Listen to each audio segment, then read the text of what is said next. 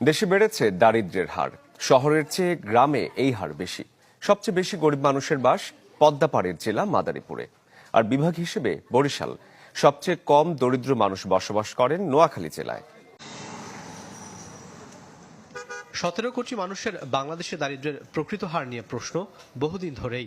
সবশেষ খানা আয় ব্যয় জরিপে এই হার 18.5% বলা হলেও দারিদ্র্য মানচিত্র প্রতিবেদনে আরো খানিকটা বেড়ে যা দাঁড়ালো প্রায় 19%। সে হিসাবে দেশের প্রায় 3 কোটি মানুষ এখন গরিবের কাতারে। প্রতিবেদনে বলা হয় দারিদ্র্যের হার সবচেয়ে বেশি পদ্মাপাড়ের জেলা মাদারীপুরে, মোট জনসংখ্যার অর্ধেকের উপরে। অন্যদিকে সবচেয়ে কম গরিব মানুষ বাস করেন নোয়াখালী জেলায়, মাত্র 6%। আর সার্বিক গড়হার 19% হলেও ঢাকা জেলায় দারিদ্র্য 19.5-এর উপরে। অথচ এই জেলায় সম্পন্ন হয় জিডিপির প্রায় 60% কর্মকাণ্ড। It is 19.2%, or approximately it is nearer to the 18.7%.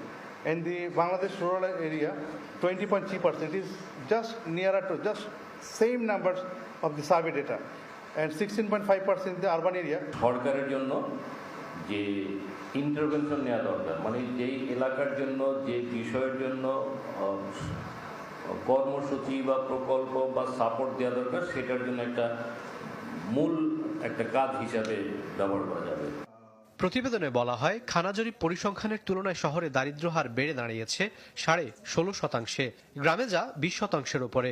আর সবচেয়ে বেশি 1/4-এর উপরে গরিব মানুষের বসবাস বরিশাল বিভাগে। দেশের এই দরিদ্র মানচিত্র তৈরিতে সহায়তা করে বিশ্ব খাদ্য কর্মসূচি।